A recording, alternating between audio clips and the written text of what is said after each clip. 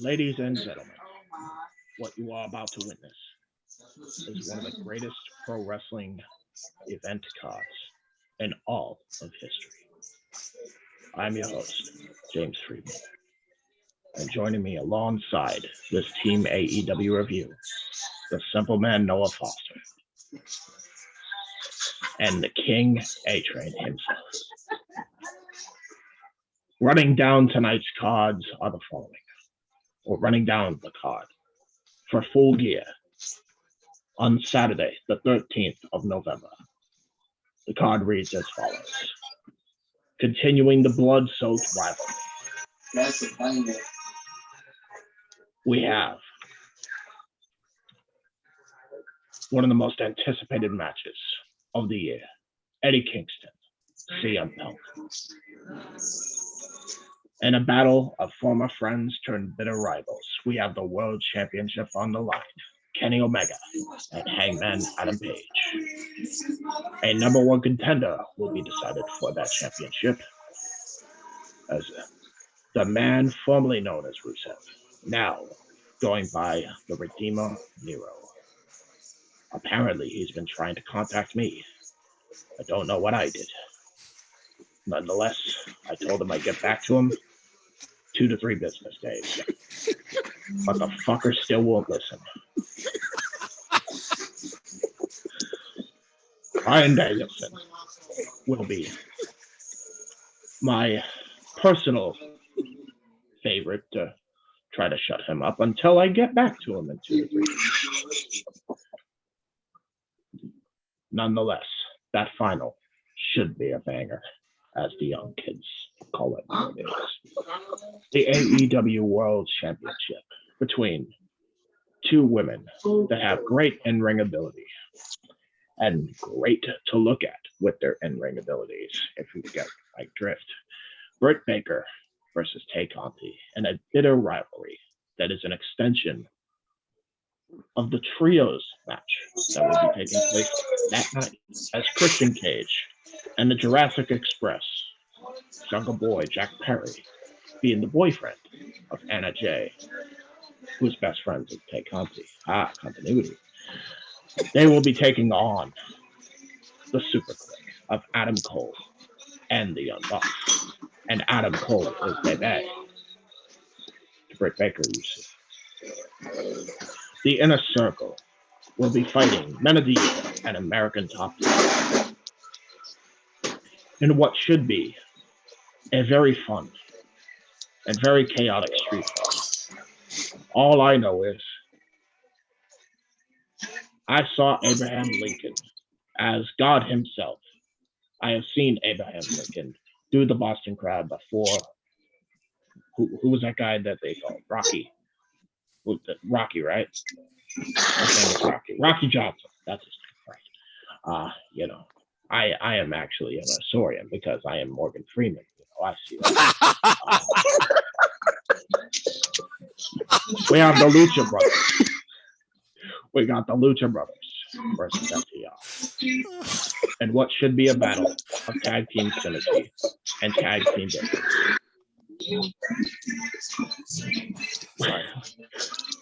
We have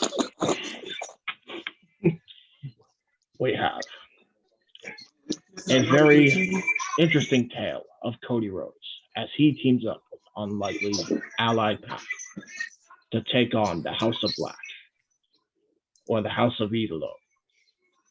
Whose house is it? I don't even know. I tried to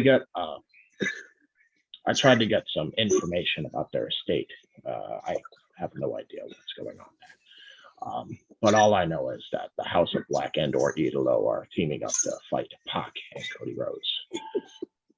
Will Cody have somebody turn on him? Who the hell knows? QT already did it. It probably will happen. The pre-show, Nyla Rose and Jamie Hikaru Shida and Thunder Rosa. Darby Allin takes on MJF. I hope that Darby Allin shuts that Rick snob's mouth. He's making me look bad. He calls himself Salt of the Earth. I invented the fucking salt. And thus, I believe that runs down in a very haphazard way. A great night for professional wrestling. And thus concludes the voice of freedom. It's so hard not to break, dude. It's so hard not to break. They're laughing, and I'm trying to just not break. Oh my God, that was great. That was good, bro. Oh my God, that was so damn good.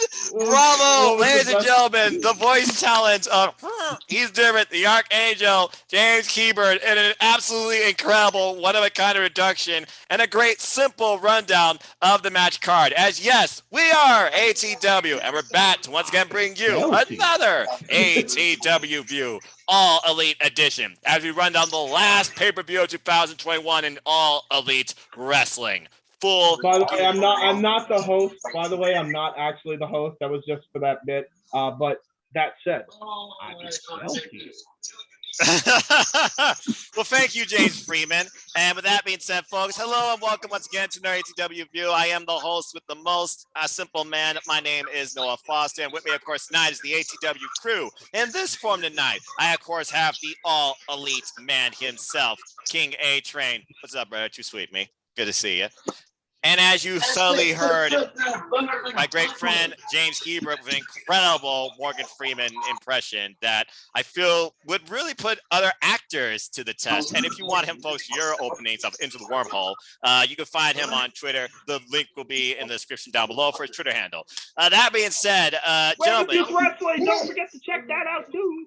Of course, Women of Youth Wrestling, because you are a freaking digital content creator and a good one at that too. But that being he's good with the card. It's even blurred. That's the camera's late, so that's all right. But with that being said, gentlemen, it's another incredible, exciting, exhilarating, passionate, reinvigorating night of professional wrestling ahead for us. We're going to be in for the long haul. As of course, this paper will be available on the BR app right here in good old-fashioned America for $50.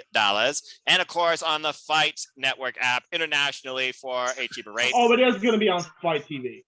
Yeah, and also you can find it in select Cinemark feeders as well. So people try and find your way to enjoy this and make a fan out of a friend if you can, whether new or lapsed. I dare you to try. AEW is about to make a boatload of money right now, I'm telling you. And then they absolutely deserve it. That being said, gentlemen, yeah, we got 10 matches. Let's go ahead and just go right into it. As you saw, they alluded to. Now, I know it probably makes sense to start with the buy-in, so fine. We'll start logically. And then we'll go from there because I feel like the rest of the card, I have no idea what the order is going to be. But let's go ahead and start talking about this match. As you alluded to, on the buy-in, we have a women's tag team match as Nyla Rose and Jamie Hayter tag up to take on Thunder Rosa and Hikaru Shida. And of course, this is a preview of the upcoming TPS tournament matches to come in, I guess you could say, the quarterfinals. That being said, I feel like this match kind of writes itself. Yeah. I look at Thunder Rosa and Shida, the second time they're tagging together. First time they didn't lose. Previous outing, of course, was against Ivelisse and Diamante. I look at the favoritism towards the participants in the tournament. I can't go against Thunder Rosa, and Nyla Rose does not work well with others. I got to go with Shida and Thunder Rosa for the win here. It's as simple as that, but it should be a great competitive contest. King, your thoughts on this tag match? This tag match on the buy-in, I feel like it's going to get us going, get us our blood pumping, get us ready for the Full Gear pay-per-view with this buy-in. Oh, yeah, with all these with all these four participants in the TBS Women's Championship tournament. And, like you touched on, Noah, Nyla does not play well with others. And I think we're going to see that against Jamie Hayter, because remember, Jamie Hayter is the, I say mercenary to Dr. Britt Baker, DMD. That's so accurate. Basically with that alone, Nyla's still trying to get back, at Britt just a little bit, because remember what happened back at what was it? The Dynamite after Double or Nothing, that when Britt had her celebration on that Dynamite, and then Nyla threw, what was it, a Big Mac at Britt and whatnot. Yes. That started that little food fight. That was so good. So I don't know why I love that segment, but it's so fucking good. To be fair, I'm So not a it's big like- fan of McDonald's either, except for their breakfast, but that's going off topic. Continue, King. It's like you can, logistically bring it around with that, and that's going to probably Yeah. play into a factor, basically saying, okay, you're with Britt, okay, we're going to get along, but if you step in my way, I'm going to destroy you. So, and that's basically what's going to happen. I can see Thunder Rosa and Hikaru Shida getting a win here.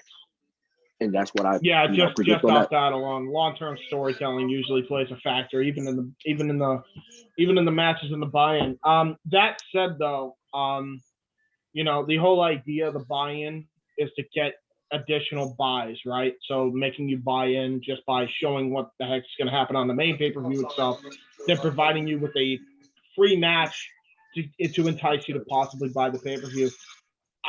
Every time they put the women on, man, recently this year, it's been a banger. Last time we had a banger like this was Serena Deeb and Riho at All Out, which was fucking tremendous. I think this is going to be no different. We got 4 really great wrestlers here that are going to tear the house down to kick off the night. 100%. I agree, but by the way, James, botch. It was double or nothing. Sorry, did I say All Out? Listen, you did. All Out was the 10-man tag. But right, yeah, All Out. The context is there. I get what you're saying. The context is there. All right. Well, that seemed pretty simple. Let's go ahead and move on to our next match. And you think about a lot of these matches, the story tone, the emotional investment, and the way that these matches can turn on a dime. While there's suspension of disbelief, and I'm sure obvious thinking for several of these, I feel several of these matches could actually go either way. And honestly, if you're going to try and pin one, there's a 100% chance that guy's winning. It might be one of the title matches, but I will leave that to suspension of disbelief based on what y'all might think too. But that being said, let's go ahead and talk about something that leads towards a championship match, future contention, as God's former favorite champion. Miro, the Redeemer, seeks redemption against the American Dragon, Bryan Danielson, in the AEW World Title Eliminator Tournament final. That's a mouthful.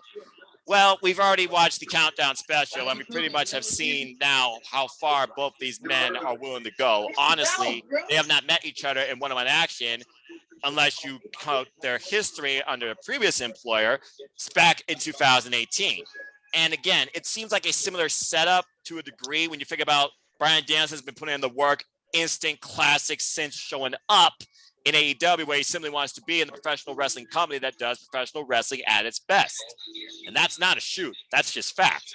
And then you have Miro, a guy who has looked incredibly strong since being part of AEW, former TNT champion, and right now is on this prayer, it seems, to find favoritism in not only his God, but his wife, I guess. And now he's trying to make it personal with Bryan Danielson's wife, saying that you will have to kneel before your broken husband. Both of these men are incredible technicians and are fierce brawlers, and I'm sure Bryan Danielson cannot wait to get either chopped or kicked in the chest, both of which I think are going to happen. But I'm not going to start off with predictions this time. I'm going to start off with you, James. Who takes the tournament? Ooh, if you were to start this off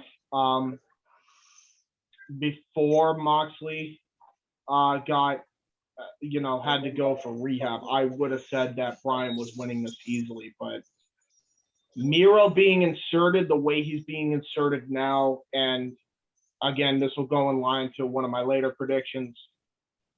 I'm not so sure anymore that it's going to be Bryan. I think Miro takes it. I think Miro is going to get the shot. I don't think he's going to win the title by any means, but I do feel as if he's going to get a shot at the very least. This is his gateway to get that shot. And if it happens, I think this is going to be leading into their show, Winter is Coming, or whatever their December show is going to be called.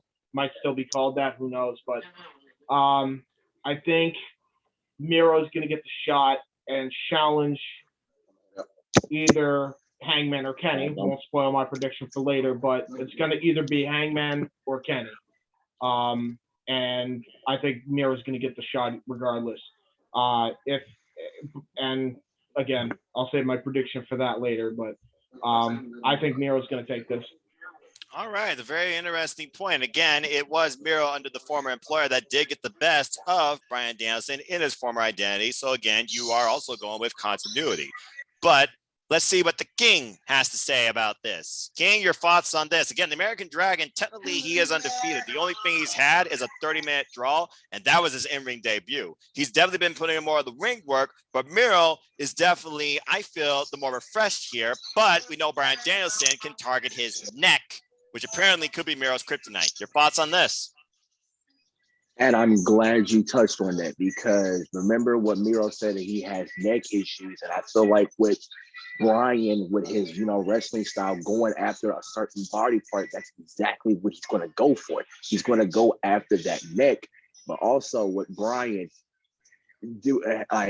ever since he came to AEW, he's been putting on banger of a banger of a banger of a banger, Right. making his case to be basically on Pro Wrestling Illustrated's top 500, basically probably being number one wrestler of the year. In this He's going to be the number one wrestler of the year. He's already run away with it. He's a top candidate for 2022 already. He's had less than 10 matches in AEW. And not to mention his work with the WWE before that. He's had bangers in 2 different companies. He's made stars in 2 different companies. There's no way he's not getting wrestled. That being said, let's continue with the King's thoughts. Exactly, and I'm glad y'all touched on that as well, like followed up on that. And then with Miro, he just coming off a TNT title reign, which I feel like was his dominant run as champion within the TNT title's history, besides, the great Brody Lee, God rest his soul. Like, with him losing that TNT title, it's made him a more dangerous Miro, like a more aggressive, more dangerous, more like, I want to get another goal and I want to be God's favorite champion, so I can be that redeem my God with the, with the AEW world title. I'm gonna go with Miro in this case because, like James said, I did have Bryan going in as the winner, but with Moxley, get well soon, Mox. We can't wait to see your return. We can't wait. I did have basically Bryan going against Mox and then Bryan winning, but with Miro inserted, and with the way he's been on this run after that TNT title, he just had. I'm gonna go with Miro. Miro's going to be the one to basically be that number one contendership, but is he going to take the title off of who I'm going to say later on when we get down to that match? No, but I can definitely see a dominant showing for when it happens. When it comes to Miro in that AEW World Title match, I can see a dominant showing, without a doubt. That's another thing. Like, we all say it's for sure that it would have been Mox, or I'm sorry, it would have been Bryan. But thinking of the way they've been building everything up on the other side as well for the title match, was it that sure? Would it have been Moxley in the spot? Because I'm almost convinced it would have been, because there is that natural story. Now, obviously, we can't have that because of what's going on with Mox, but a Miro and Paige match, if Paige wins the title, sounds like a money match on paper. And that Hangman's going to go over. There's no disputing that if that happens. But the way to do it would be to have him win this eliminated tournament. And I also want to point out as well, to add to your point, King, you touched on how Miro has head injuries and the neck injuries, but so does Bryan. Yep. It's well documented. So I think while Bryan is focused on doing that to him, there's going to be a point in time where I feel like they're going to tell the story of Bryan's forgetting he has these issues as well, and Miro knows them very well, and he's targeted them before in the WWE. He's going to do the same thing here in this match. So I think that's what the story is going to be. Who the hell's going to get knocked out? Who the hell's going to pass out when it's all said and done? Very well said. Whether that's a bell lock or game over. Yeah. Or do we get a cycle knee or a Monska kick? Because it was a kick that did give the former Rusev the victory in their previous encounter back in 2018, and that was to qualify for something different. Again, this is to qualify, though, for the championship, to challenge for the championship of this company, the AEW World Championship. You both brought compelling. And another thing, I love the story of the match because the reason why Rusev has been doing the whole neck injury spot. Remember, he had a slight neck injury in the WWE, which is why he was out during the whole Lashley debacle. Yes. So they brought that into this canon here. So, and it really does come down to it, like, who will win? I'm wondering if it's Rusev with the Moxley kick, because remember, you want to talk about continuity sake on the other side. A kick is what almost retired Bryan completely. Correct. Remember the bro kick. So there's a lot here. There's a lot of fucking elements, subtle elements in this story between Bryan and Miro, and I think we're gonna get a banger on Saturday, no question. It wouldn't surprise me if this opened. It wouldn't surprise me if this opened the main show like it did last year with Kenny and Hangman. And again, like I said, when it comes to these matches, many of them could go either way. You all brought up very strong, compelling points from a physical and from a narrative standpoint why Miro should win. But I'm the opposite of you. I went with the American Dragon Bryan Danielson. Again, I think about his run so far in AEW, whether he faces a heel or a face champion, based on what we might say later, either of those are entirely possible scenarios, and you know he's going to deliver with either competitor, one of which he's already been in the ring with. Ironically, though, going back to Moxley, take care, my friend, I feel like, though, that we were on the verge of Moxley versus maybe what we might talk about later, because if you remember at the end of the Casino ladder match, it was Hangman and Moxley that were the last two on that ladder before Hangman grabbed the chip. Again, that will be something to think about down the line. As far as I think they're still going to run that story. I mean, the natural matches. In fact, Moxley, and the fact that he went out when he did may have been the best thing for Paige. Ironically, not that you want to see this at all happen, right? But again, get well soon, Mox. But I say that it's the best thing for Hangman because after Mox, after Omega, and maybe after possibly Matt Jackson, I could see a match happen on TV with those two, and maybe a potential matchup between him and Adam Cole. Who else do you really have other than him and MJF, who he obviously, that's the end feud of his title reign. I mean, there's no doubt in my mind. So Miro coming in when he did was the best thing that could happen for Paige, because now we got a fresh feud to do some more long-term storytelling with him and Moxley later on down the line, and then him and Cole later down the line, et cetera, so on and so forth.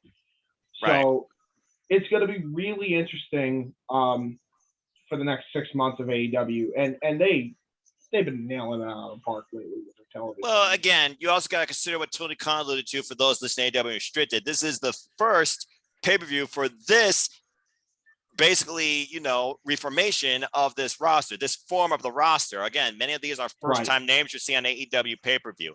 And again, Bryan Danielson, like you said, he's been putting in the work. He's been pulling out bangers. But I went for the fact that I feel like he's going to get that win back from over 3 years ago, actually. And I feel that Bryan Danielson versus could be a match no matter which way you cut it. Hey, it could be a future draw for all we know. AEW has yet to do any sort of matches that end on like a count-out, besides the double count thing, and they have yet to do a match, unbelievably, that ended on a disqualification. But something to me right now feels like that Bryan Danielson is just too red hot to diffuse right now. He has no off switch. He has no slower gear, it seems, going with the full gear stuff. So I have Bryan Danielson pulling the win out here with a Redeemer that's going to fight till his last breath and probably take more than one cycle knee. I have Bryan Danielson. Is he going to show off his submission chops, Miro?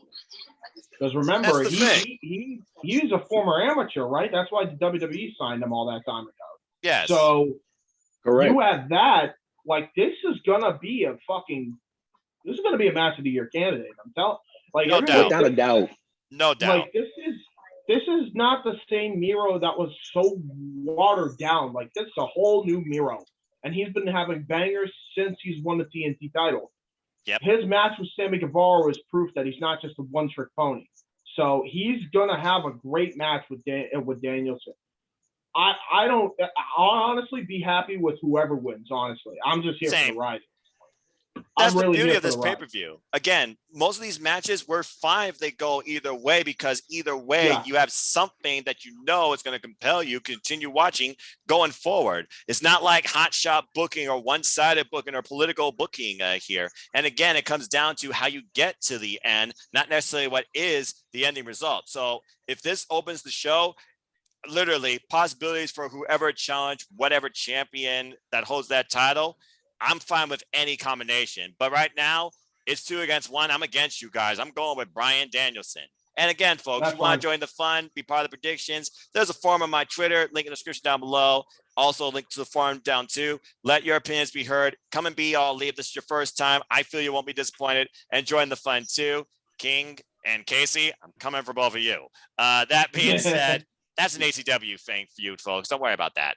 That being said, let's go ahead and move into our next match. And let's go ahead and change things up into a tag bout where, at the end of the day, does what one Jake the Snake Roberts, Hail Mighty Caesar, said on his debut, finally catch up with who's basically been called the Caesar of AEW.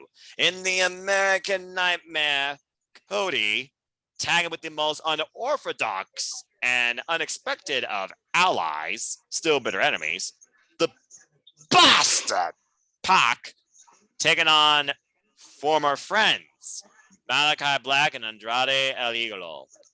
So let's go ahead and try and look at the story going on here. Ever since Malachi Black became part of AEW, he has made Cody's life a living psychological hell. And everything that Malachi Black has done to everybody that's Cody has been in some sort of connection with has influenced Cody, either his tone approach with the audience or his way he comes to the ring, now to the point that Arn Anderson had to pull out his Glock, figuratively speaking, and basically try to remind Cody, damn it, are you here to be a pro wrestler? Are you here to be an entertainer?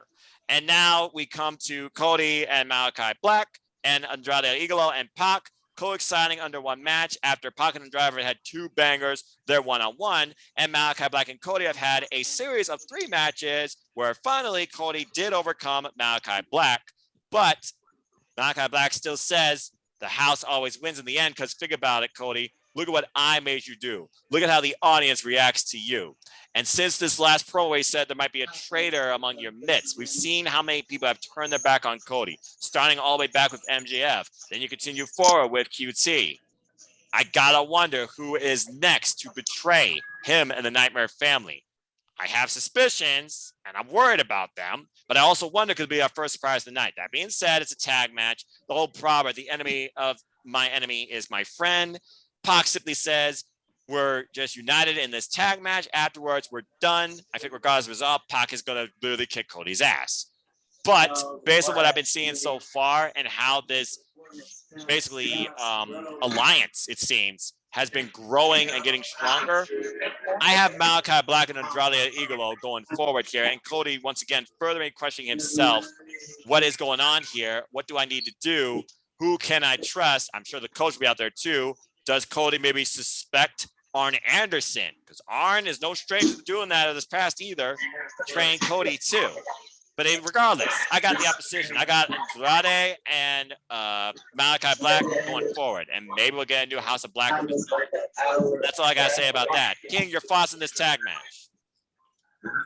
Oh man, you literally took the words out of my mouth, dude. With everything you touched on.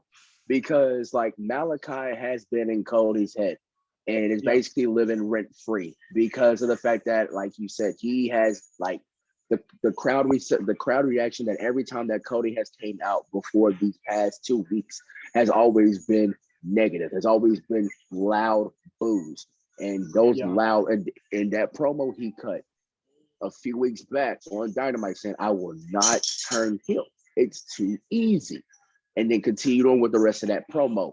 And he's slowly getting those fans back just because of that promo alone. But I feel like with this tag match, like you said, there could be a traitor among the midst. I have two in mind. If there was to be a surprise, I have 2 in mind. One, you've already said, it could be Arn because of the way how he's been acting as of late. 2, and don't come for me if you're watching this video, whenever it gets uploaded, do not come for me. But I have the second one. Oh boy, Dustin. There, I said it. Yeah. Dustin. I think Dustin. So, I'll go as far as to say Dustin's my number one to portray Cody, because I think that's how they're building it. The way they're building this is like you want the diversion is, and you see this in law films like Law and Order all the time and NCIS all the time. They want you to think it's the fucking obvious with Arn, but in reality, it was right under your nose the whole time, and it was Dustin. And that's especially why with the way he's been acting lately.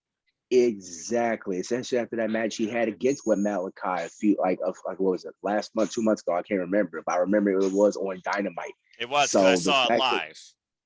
Exactly. You Cincinnati. Lucky man.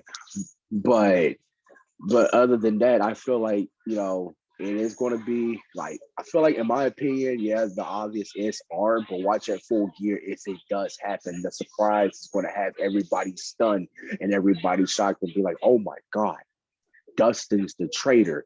But as far as my prediction goes, with the way how Malachi and Andrade been on as of late, ever since, the former friends have been together once again, I gotta go with Malachi and Andrade El Idolo. I got to in this case. Yeah. I think we're all in agreement. It's going to be them. Do we want to add? I think the real question is, do we want to add who betrays Cody and give other people in the predictions league an opportunity to earn an extra bonus? That's my question, because that's a huge prediction there. That's a huge one. It is a huge prediction. Honestly, it could be a tiebreaker now that I think about it. I'll run it by no DQ because I just went up the no DQ way, of course. But as far as ATW, I definitely agree that that's a definite solid idea. So King thinks Dustin is secondary, Arn is primary, and honestly, those are the only two in my mind as well. Because as much as I don't want to believe it's Dustin because of his passion, yeah. You know what? I like that. Because of his connection with the fans, because of his role and mentorship, not just in AEW, but his Rose Wrestling Academy. And by the way, showcase number 3 is Sunday evening on the Rose Wrestling Academy channel on YouTube. Go check it out, folks. Shauna Reed, good luck. I hope you become the first ever Rose Wrestling Academy Women's Champion.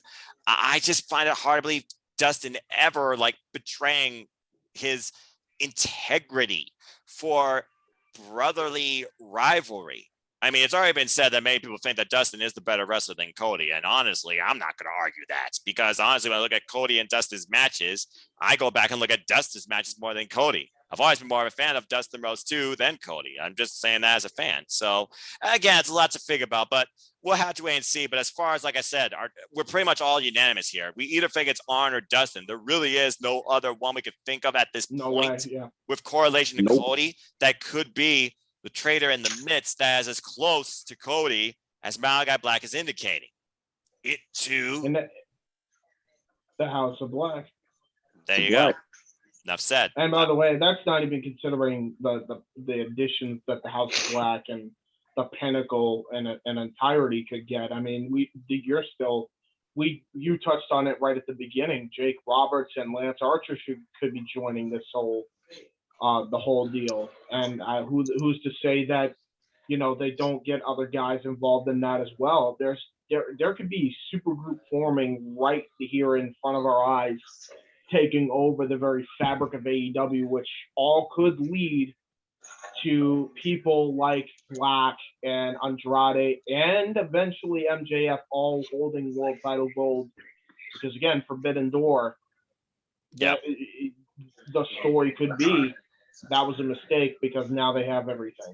Well, again, hostile takeover, the very face of AEW changes, a revolution upon us, 2 years in the making. You saw what started the company. Now you see who's really taking over the company. But again, we'll have to wait and see. That's not even, and we're not even considering the fact that the Elite could join that again as well, and along with the Era, and that's subtly being teased as well. We don't know if that could be a part of the planned story that they're going to tell.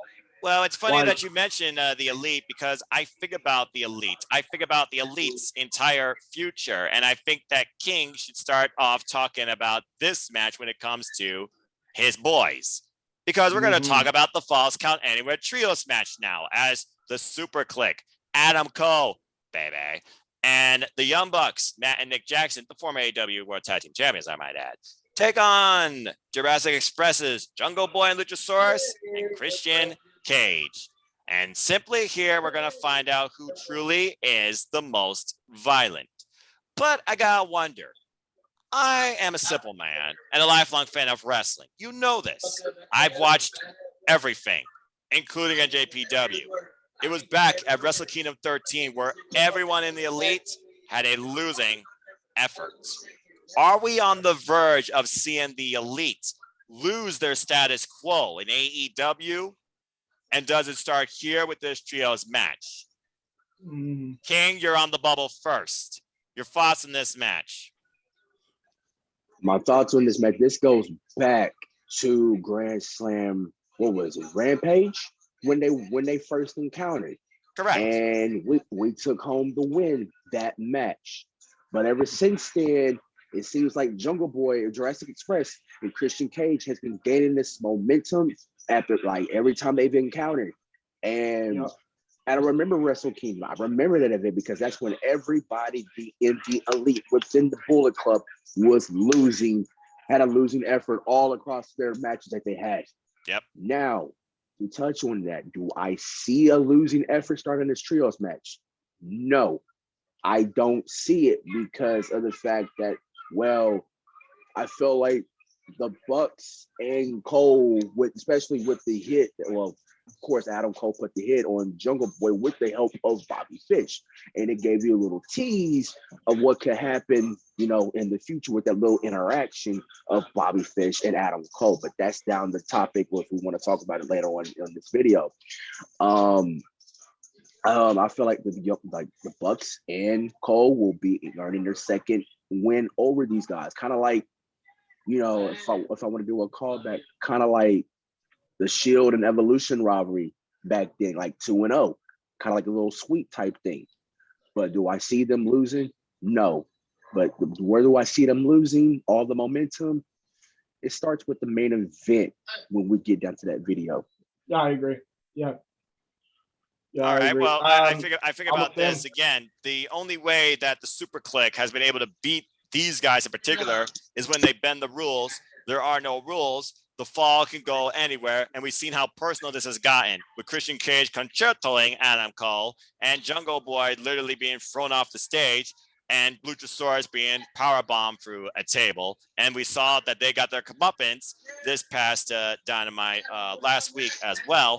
They tried to take out Jungle Boy using a hitman in Bobby Fish, who has, of course, history with Adam Cole under a different era. And again, as you alluded to, I feel it's teases of things to come. James, your brief thoughts on this match. Do you agree with King? Well,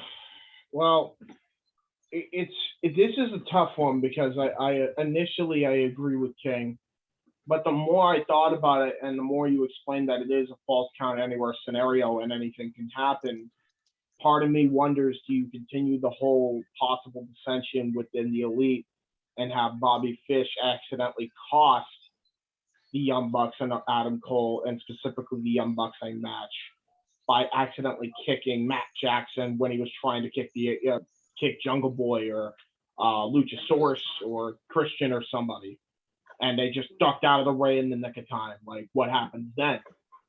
So that's why I think to myself, shit. All right. Huh. So it's a weird thing because either way I'm gonna be happy with the result is the point anyway. But right, it's a tough one to call. I think I'm gonna go with Jurassic Express and Cage only because of the possibility of the fact that it is false count anywhere. Bobby Fish could interfere and accidentally hit one of his allies by mistake. And that could really cost them the match here, the Elite the match. So that's where I'm gonna say, yeah, probably Jurassic Express just for that alone. All right. Because the way everything's leading up here is like, okay, we're gonna get an Era and the Elite feud in a trios match. That's obviously happening. I mean, they made it so fucking blatant with it, shoot interviews and everything, and they don't do that for no reason, as we've come to find out. They wouldn't have them talk publicly the way they're talking. Mm-hmm. So, to me, this is just they're biding time, and the way to buy time is to kind of plant the seed now here at Full Gear for that inevitable Kyle O'Reilly debut, and then they have all turn on the Elite right there in the middle of the ring, and there you go. And that you could even go further with it and maybe do a whole redemption angle of the Elite all reforming by having Adam Page getting taken out by not only the Era but the Pinnacle, which is why this is why I'm thinking they could be involved in this. We could see the initial Elite that started this whole AEW crusade all reformed to try to take out the Civil Force. That I really think that's happening here. Like the way everything is falling into place for it to happen. So we'll see what happens. I'm enjoying the fucking ride. That's what I'm doing. I'm ready for it. Fair enough. Whatever happens.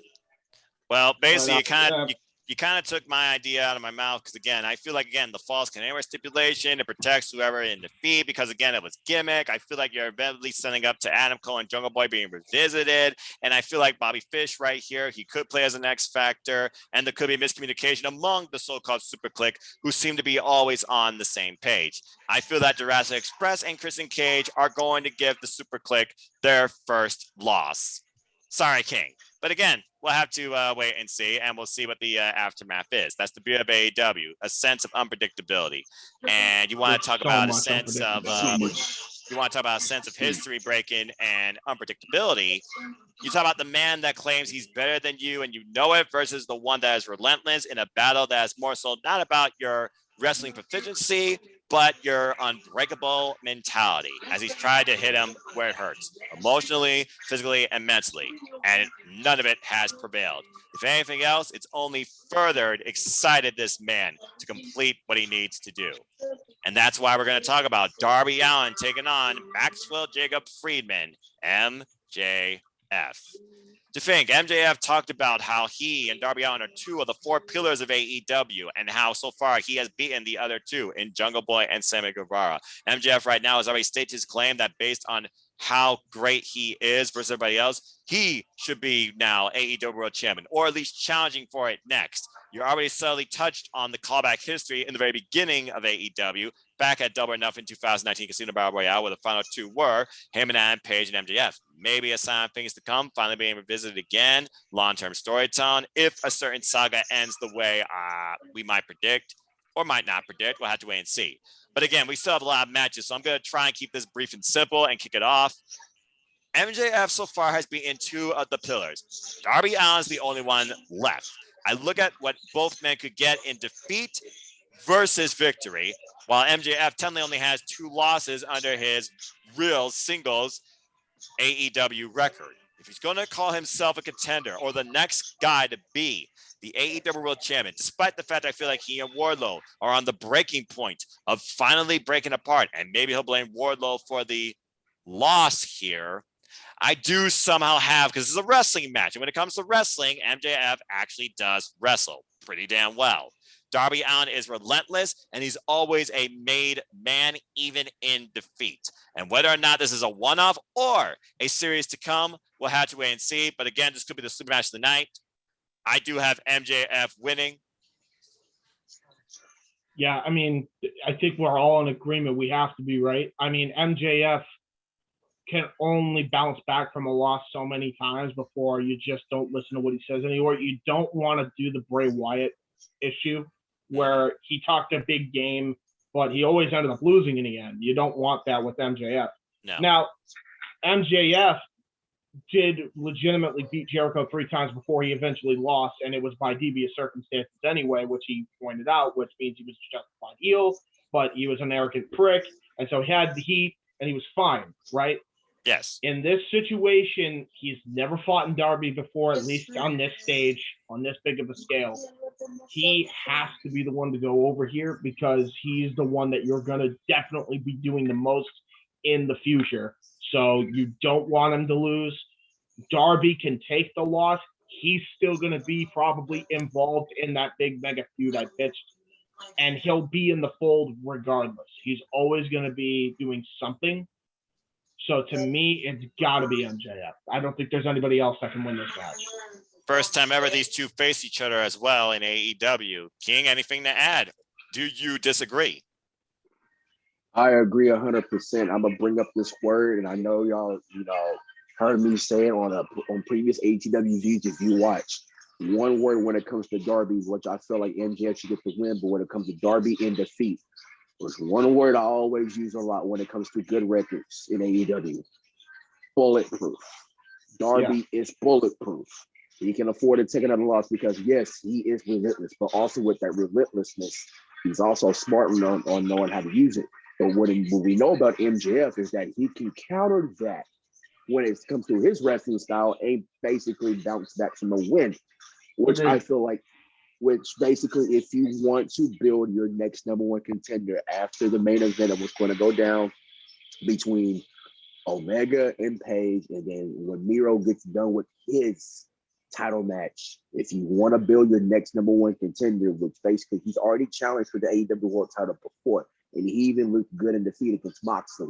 If you want to revisit with MJF going after the title once again, I say go for it, because to be honest, MJF is basically a world champion, in my opinion. World champion, without a doubt. So I'm going with MJF. No argument there. And again, MJF, the way his promo, the star. Yeah, the way his promo is like, I could beat you with a simple headlock takeover.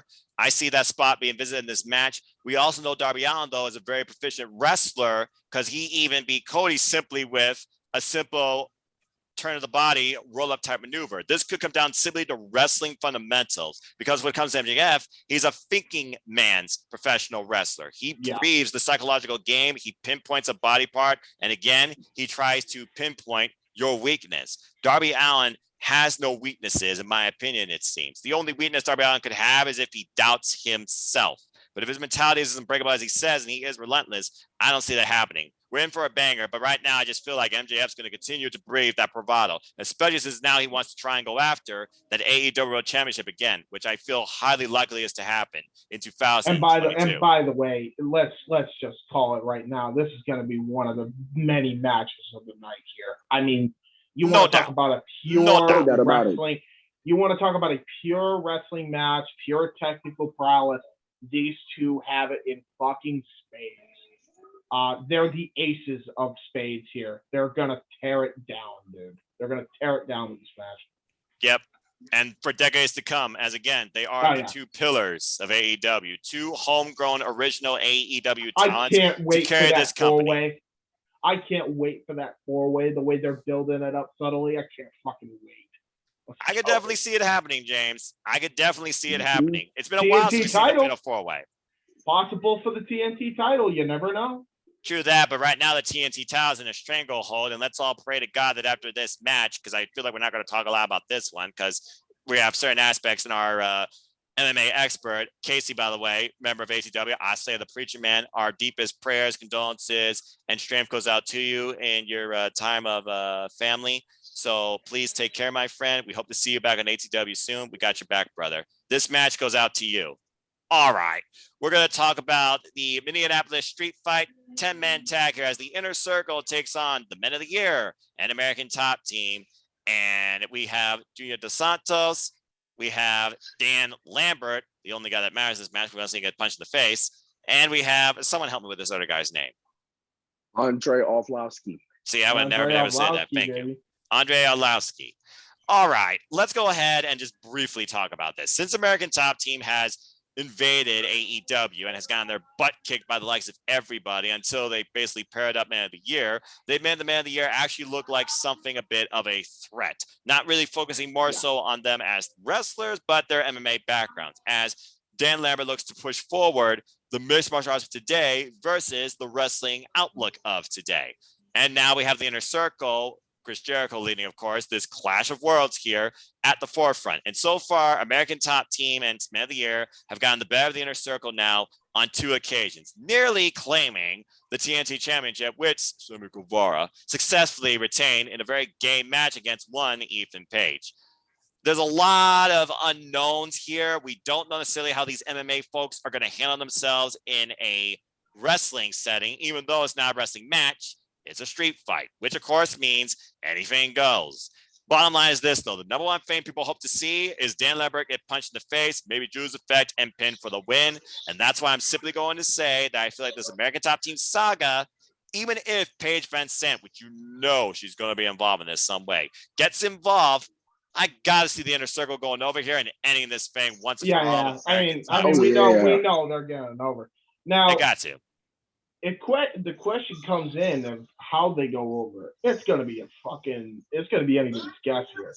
Yeah, because let's look at the Inner Circle's history on pay-per-views. They've been in Stadium Stampede. Let's look at the Inner Circle's history in non-traditional matches. We've seen a cage fight with Hager and Wardlow. We've seen Mimosa Mayhem with Jericho and Orange Cassidy. We saw Blood and Guts finally with the Inner Circle and the Pinnacle. When it comes to these special matches, especially on pay-per-view, the Inner Circle always delivers a different type of showcasing, and usually they come out on top. Again, they right now won Stadium Stampede. I feel like they're going to win this meet-up street fight here, but again, this could go anywhere. We could see anybody. We could see anything. And that's why I feel like things like Paige Van Sant and maybe like chairs and tables, maybe a golf cart will get involved here. Maybe Dan Lambert will apply the cheapest freaking Boston crap I've ever seen in my life. On purpose. By the way. On purpose. I know. That's why I hate this guy and I love it at the same time. What a brilliant wrestling fool. He is a wrestling fan at heart. Gotta respect that. But yeah, regardless, how many people on American Top Team you bring, even Amanda Nunes, which would shock me. I know that's not going to happen, but I digress. I definitely got Inner Circle going over here. Does anyone else have anything to add? I will add something because there is some history. Unless, King, you want to go first, and then I'll save my thing for last because I didn't want to cut you off if you had something. Oh, man, you good, man. When it comes to Dan Lambert right now, at first when this feud started off, I really wasn't a big fan, and I both like wrestling and MMA. So I wasn't really into it. But the more like Dan Lambert has become a natural heel. Get this, folks, natural heel. And he's not even a wrestler. He's only a manager for a manager and owner for American Top Team. The way that he gets natural heel heat, it's just basically you want to hate the guy. Like you can't wait to get to see his ass. You can't wait for that to happen. And then plus, you brought up Amanda Nunes, and I'm glad you did. But there's also one other man that they want to do, and that's Jorge Masvidal. Oh, that's right. The guy that gave Jericho the knee. Exactly. So the very same knee, by the way, that actually finished Ben Askren in second lap. Exactly. So many people can think Paige Van Sant can get involved, but also you got to think of Jorge Masvidal as well in that. And let's not forget, and I just want to touch something real quick. Paige Van Sant looks like she is really comfortable in this feud with the way how she delivered her. She's a future pro wrestling star in the making. She's already ready to come in. Tony Khan really likes her too. Like if she no doubt in my mind she's coming in. Like if Paige wants to continue this pro wrestling thing, she's more than welcome. I support it 100%. I did look it up, and she hasn't been doing that well when it comes to the boxing stuff. So I think pro wrestling is going to be the next thing. I personally want to see her face legit Layla Hirsch, because I was actually wondering if we were going to go in a weird angle where legit Layla Hirsch would join the Inner Circle for one night just for this match. Apparently not.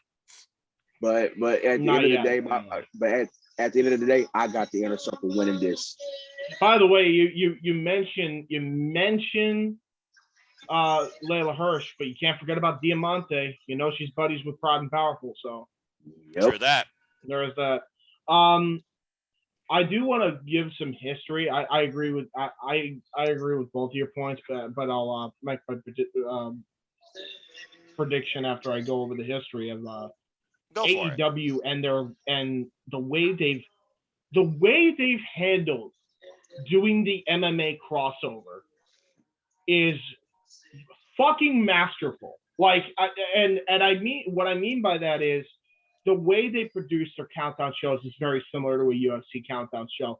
The way they promote fighters and let fighters train athletes is tremendous. I love when it was months ago how they were hyping up Jake Hager's Bellator MMA record, and the very same show, Jon Moxley is having a getting trained by Randy Couture how to reverse the walls of Jericho. Like, it's fucking Randy Couture. Like, this is tremendous. It's so tremendous how they handle it. It's like people don't realize that there's a lot of fans that when they stopped watching the WWE, they went straight to MMA.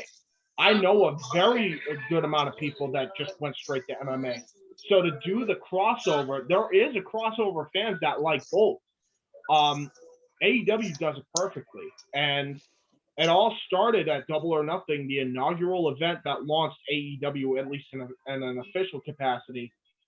Amanda Nunes was in the fucking crowd, which I don't think people know of. There's not enough people that know that, but she was there. She appeared on Adam Wilborn when he was hosting Up Up Down Down Live, because he was there in the MGM Grand for that event. So she just randomly showed up, and she's like, "I love this show," and he's this fucking Amanda Nunes, and fucking Wilborn was freaking out. So there's a very good possibility that there is a future for not only Jorge Masvidal, not only Junior Dos Santos, Andre Arlovski, Paige Van Zandt, Amanda Nunes could come in. One of the most legit female legit fighters in the world. And Thunder Rosa, of course, has MMA background too, but she's already involved in the match, which is why I wasn't counting her involved toward this as well. I definitely get where you're coming from. And also bring up another name, Mike Tyson. He's been involved in AEW as well. Yeah. And Tyson not only just Tyson, but Tyson also brought in guys like Vitor Belfort came in on Dynamite one time out of fucking nowhere. Like, these are prominent names in the MMA world. That's great cross promotion for AEW, because like if an MMA fan sees that these guys, legit badasses, by the way, a lot of these guys, especially Arlovski and Dos Santos and Masvidal, when you hear that they're on a show like Dynamite, that's gonna immediately pique their interest, and they're gonna be like, I wonder what this is about. And then if they see the stuff that they see that they like, and you possibly got another fan in there as well. Another thing I want to point out, we always make a joke about how, sports entertainment is shit, right? We always, it's a whole deal, right? Yeah, different, yeah. This, to me, and I mean this, is sports entertainment done correctly. Because, oh boy, was I fucking sports entertained.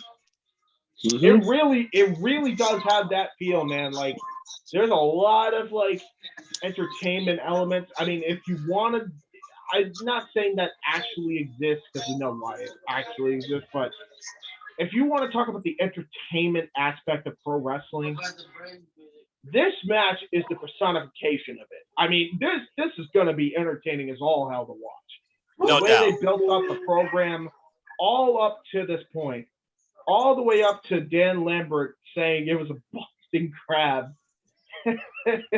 Shout out to the original inventor, Rocky Johnson. Unbelievable.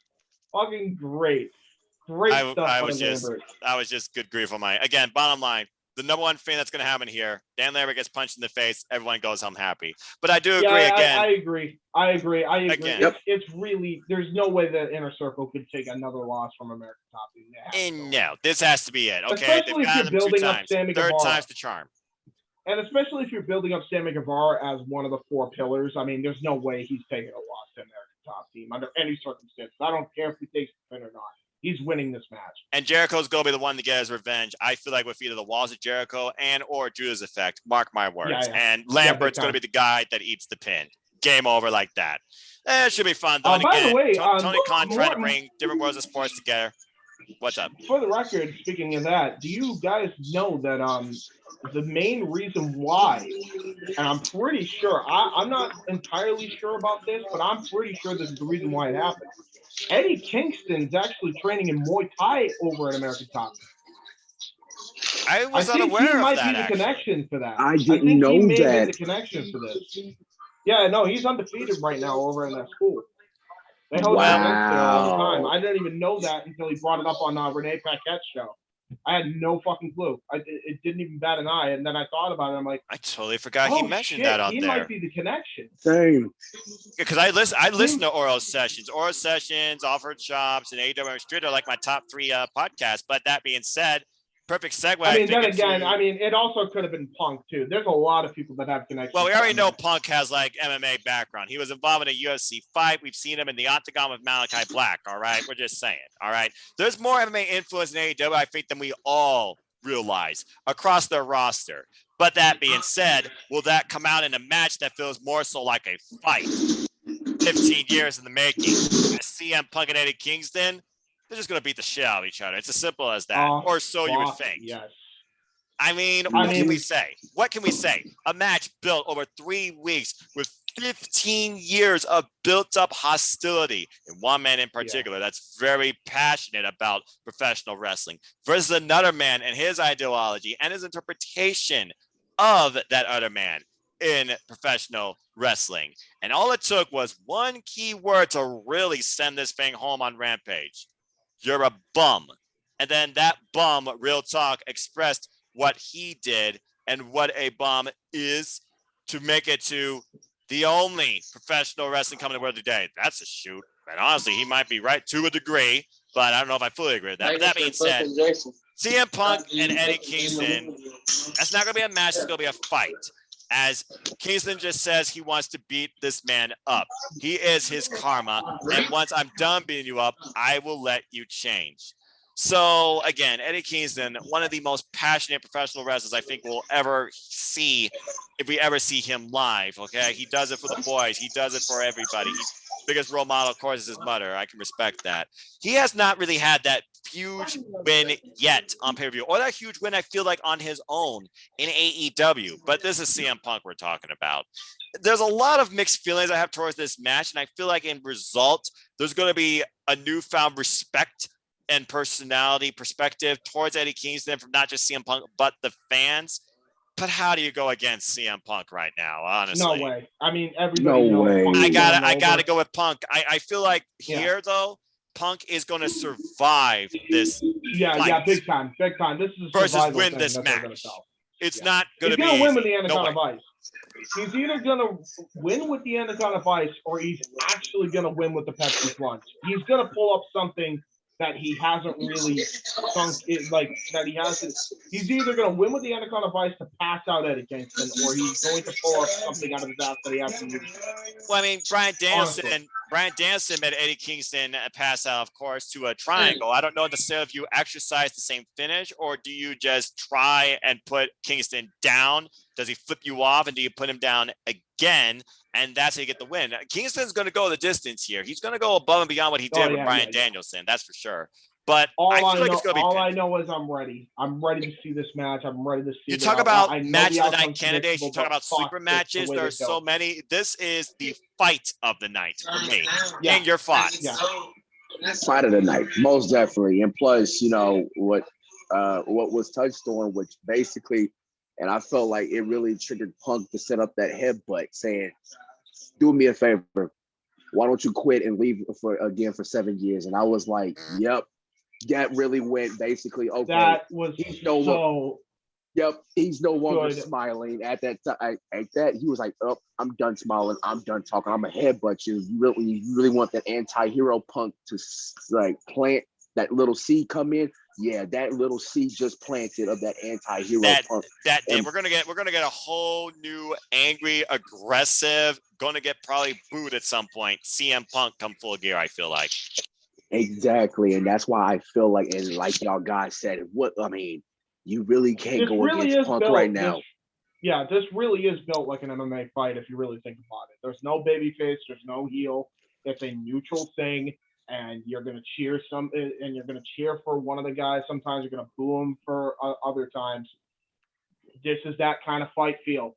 Yeah, well, these two are well loved by and respected by everybody in and out of AEW, fans and workers alike. So it's people are going to have to pick a side. Very reminiscent. It's very reminiscent of Tito Ortiz and Chuck Liddell. It really is. There you go. Promo wise, right now, like promo wise, like, and I think a few people have interacted with me when it comes to promo wise when it came to Punk and Kingston. It kind of gave me vibes, and I feel like I agree with on some people who have interacted with me when they touched on it. Do you remember the Punk and Cena rivalry? Yes. Yeah. You remember that? Yeah. That's all. That's exactly very what it was. Yeah. We're very reminiscent with Punk being Cena and Kingston being Punk. That's exactly the vibes. Exactly what I got. Mm-hmm. I absolutely understand that 100% because people are still like, "Oh, CM Punk beat Darby Allin. Darby Allin's buried." No, he's not. But I totally get what you're saying. That is a perfect illustration. Bottom line, real fight. This is going to be good. And I love, by the way, that there was actually legitimate heat between the two, and the two didn't just bicker and be children on social media, and they saved it. And they saved it for this moment right here on TNT, where they could have a big money match. I'm so happy that they just have the professionalism to do that, number one, and a lot of people in the industry can take notes on what Kingston and Punk did here. Two guys that didn't really like each other and didn't see eye to eye all the time and probably hated each other legitimately in the past, didn't go after each other on social media and made themselves look like fools. Like they aired all their dirty laundry right there on TNT in a work shoot promo, and that's your selling point for this match on pay-per-view. Love it, love it, love it, love it, love it. The art of professional wrestling when it comes to a promo. The art of it was just long-term storytelling underline. Yeah, everybody in pro wrestling legitimately should take a page out of the Punk and Kingston playbook after it's all said and done. No question about it. I'm not going to argue that. But let's go ahead and look at some more professional wrestling here when you got a battle of Lucha Libre. And who's the better at it? As we have the Lucha Brothers, the AEW Tag Team Champions, challenge, get this, their challengers, FTR, who stole the AAA Tag Team Champions. Titles. Dude. Still to this day, it boggles my mind to even call them the AAA Tag Team Champions. It still feels so. I look at the graphic and I still can't believe I'm reading AAA Tag Team Champions, FTR, the number one team that is against flips and are only this, the most grounded, old school, smash mouth tag team you will see today in professional wrestling. And which is what makes them the ultimate Rudos, by the way. That makes them the ultimate Rudos. This is going to be tremendous in the ring. I mean, dude, these are two of the best teams in the world. And the other 15 are on the same fucking division. Mm-hmm. Yes, and each one of this division stacked. And these two are two of the best in their field. We're seeing this paper. You would not see this on WWE. You would not see this even in the New Japan. You wouldn't see them go this far the way they've gone. And I love New Japan, by the way. That's no disrespect to them, but they wouldn't even gone as far as they did here. Dude, AEW did something so unbelievable, like with their crossover with AAA and having them win the tag team titles the way they did. And now it builds into the whole Lucha Brothers versus FTR and the Pinnacle and the House Black. We already touched on that in the beginning, but if we're just talking about the story they're going to tell in the ring, I mean, this is going to be fucking nuts. I mean, this is going to be two drastically different styles that complement each other so fucking well on pay-per-view. This is such a money match. Like, tag team wrestling. Young Bucks said they wanted to build the best tag team division in the world. They're one of the best tag teams in the world. You got two of them right here. Like, Who the hell thought we were going to get this in 2021? Never mind the fact that FTR, the AAA tag team title holders going into this match. I wouldn't have even predicted that, and I predicted fucking Punk was joining AEW and that Impact was going to have a partnership with AEW. Both happened. Both happened. I didn't see this happening. Tony Khan, man. You couldn't have told me any freaking way that AAA tag team titles would go to FTR. The ultimate Rudo. The last team I would ever find in my life, I would see anything associated with Lucha Libre attached to their name. It's so good. That being said, it's a genius booking move, by the way, on both parties, on both Conan and Tony Khan. That was genius. Yeah, because you know Conan's definitely holding the cards in this. That being said, FTR, of course, 1 year removed since losing the AEW Tag Team Championships to, as you alluded to, the Young Bucks, where at one point they went so far idolizing and calling callbacks of finishers of great tag teams of the past. It makes you wonder what tag team classic finishers we might see here, non-Lucha Libre or Lucha Libre. At one point in the very end, FTR went for a flip. Will a flip once again cost them here or actually make them garner history as they want to be the first ever two-time AEW World Tag Team Champions? James, you already talked about how big this match is and the clash of styles, but do you see FTR making history, or is the Lucha Brothers going to carry out their revenge? Dude, I don't know. This could go either way. This is the match I struggled with the most. I don't know. I thought the Lucha Brothers would lose at the FTR, and then the last week I thought, actually, no, the Lucha Brothers could retain that just because of the whole flip thing with the Young Bucks. I don't know. You know what? Fuck it. I'm flipping a coin, okay? Heads it's tails. And heads it's tails. Shut the fuck up. Heads is tails. What idiot. Is that? His brain is broken. His brain is broken. Autism kicked in. Hold on. Sorry. Tails is FTR. Heads is Lucha Brothers. Here we go. All right. The decision is? It's tails.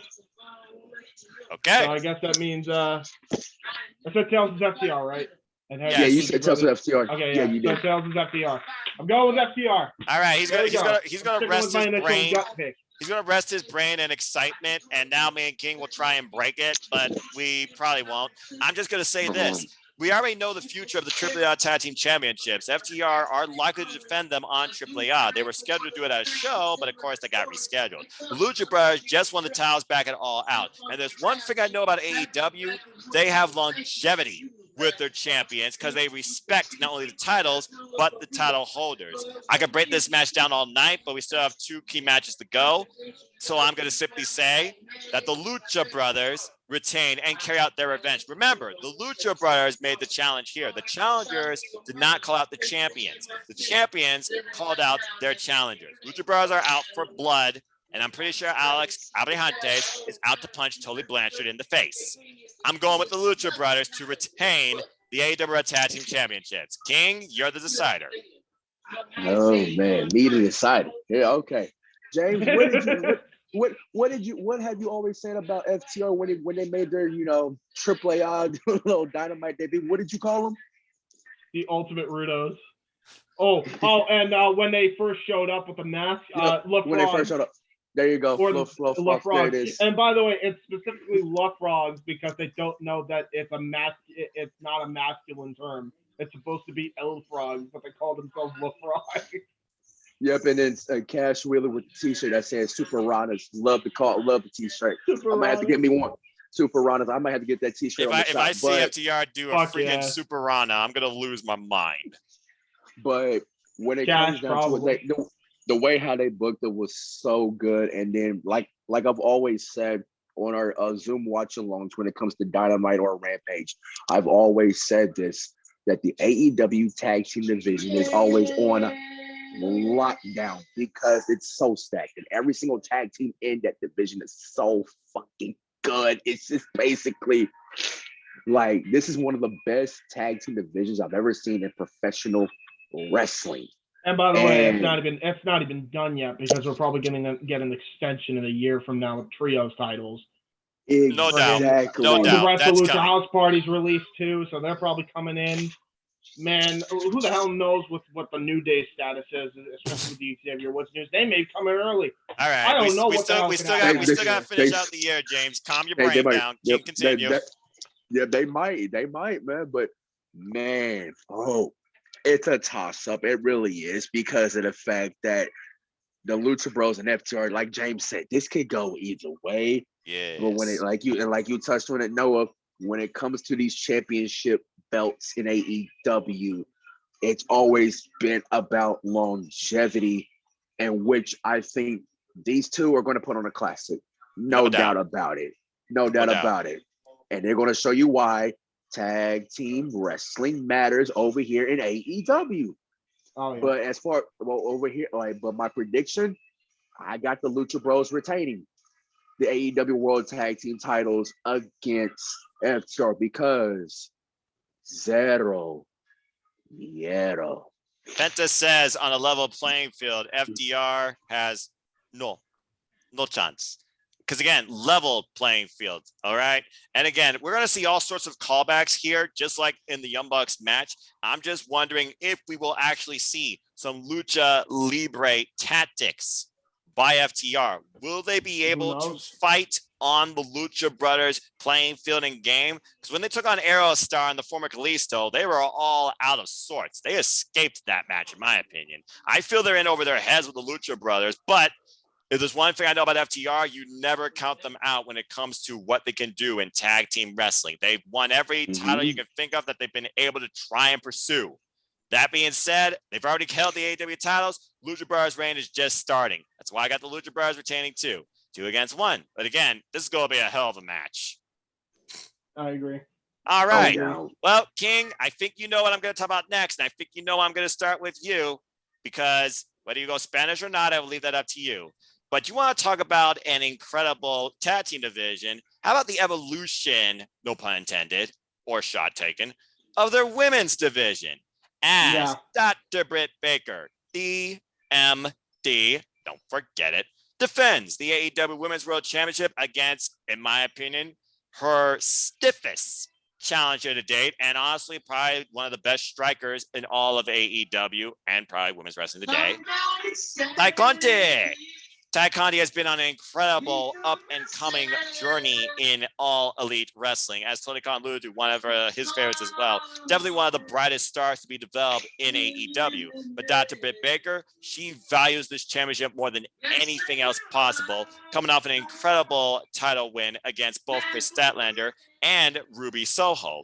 Britt Baker has held this title now since Double or Nothing after defeating the former longest reigning champion Hikaru Shida, and she even went in a great grudge match against Tay Conti's best friend, Anna Jay. While people might already be thinking that Tay Conti is not your time yet, there's that suspension of disbelief that, again, Britt realizes the threat that Tay Conti poses. All the jaw jacking aside and butt joking around as well, apparently Tay believes Britt does not have an ass. She's going to kick her face in. She's going to, yeah. Wait. You watch Countdown. You watch Countdown. Wait a minute. Tay Conti says that Britt don't have an ass. You so sure? Kick your face you in. sure you want to start off? You sure you want to start it off with me? Because save me to the end. I'm gonna give this one to James. All right, fine. Ladies and gentlemen, if you haven't figured it out, he is the biggest Tay Conti fan in all of ATW. That being said, James, let's start off with you. What's your expectations of this match, and do you see the era of D&D continuing, or does D&D become TAY? First off, I gotta say, look, it's there in front of our faces a lot of the time. Okay, it's there. So I'm gonna just point it out. I don't know what Tay Conti's talking about. She's got a nice butt. I'm not insulting her. For fuck's sake, you're telling me Britt Baker doesn't have a butt? I'm pretty sure a certain Bay would disagree. Dude, are you kidding me? They both got nice butts. I'm just saying. Anyway. I'm just recalling what was on the countdown. I know. I'm not shooting the messenger here, but what the fuck? I'm not sure who sounds. How is that even? Boy. How did that even get brought up? Like, Because if Dr. Britt Baker talks about you've been showing your ass more, well, I've been kicking ass more, and Ty Conti pulls out the intelligence of Dr. Britt Baker as a dentist when it comes to her promo game, focusing more on her body than her actual athletic capabilities, considering that, hey, now I'm facing for the championship. Do you realize how much of a danger I am to you right now? She could knock her teeth in, and apparently that's what Ty Conti wants to do, as she liked my tweet. So what? Ty Conti is going to go dental on the doctor. Well, I mean, fair enough. I mean, yeah, it did occur to me that Britt Baker has talked a lot about Miss Conti's backside, hasn't she? Just, I guess it's a good metaphor. Fair enough. Thank you for giving me that correlation. I didn't expect that. I honestly wasn't expecting that to actually have an answer. That being said, this is going to be a challenge of two incredible female athletes' work ethic, and who wants this belt more, who deserves it more. Both of them are incredible up-and-coming rising stars. People say Dr. Britt Baker DMD is like one of the top stars in all of AEW, while Ty Conti has potential to be one of the next top stars. If there was female pillars, I say Ty Conti is one of your four for sure. Oh, yeah, big time, big time. Oh, if you're talking definitely. About female pillars, Thunder Rosa, Britt Baker, Tay Conti, Hikaru Shida. By far, those are the four. I mean, they're four of the best work. Actually, and then, like, I feel like that's leaving out Serena Deeb, too, who's also coming to her own. You cannot count out the professional wrestling. And I would not count out Anna Jay either. The woman of 1,000 hoes, Serena Deeb. Yeah, that's definitely going to play. And Chris Statlander, too.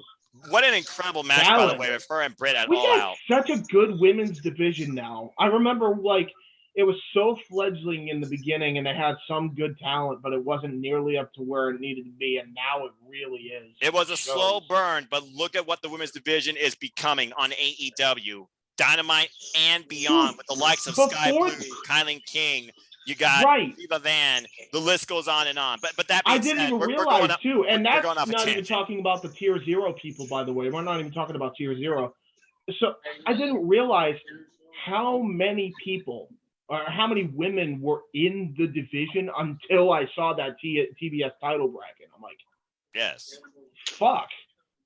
It's so in depth, dude. It's only going to continue to grow. It's only going to continue to grow, especially with the way the other side's been going. No doubt in my mind that. Well, I also think about the Forbidden Door, and maybe inevitably we'll finally get the confrontation, the match that the professional wrestling industry wants. But that might come down to if the doctor retains. So, James, while we went into all sorts of tangents, starting with bodies from a different standpoint versus athleticism. Listen, I heard that she said that she didn't have a butt, and I thought to myself, "What are you talking about?" Figured. I'm sure most of the internet was like that. Are you watching the same television? Because you're both on equal par. Well, to be fair, Ty Conti shows off her incredible physique more than Britt Baker, and I think that's what she more alluded to. And I feel that she felt like Britt disrespected her from that standpoint. In which case, if that's the case, then yeah, I disagree too. That being said, James, what is your pick for this match before we go into an all-night rant about something we shouldn't?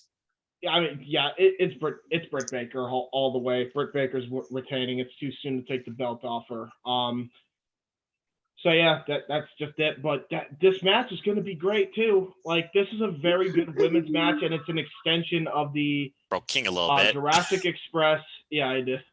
And it's an extension of what's going on between the Jurassic Express and the Super Click too. So this is really good storytelling on that front as well. And I do love the fact that the female, and I'm glad that they did bring this up at one point with Britt Baker's backstage promo, which kicked this whole thing off, by the way.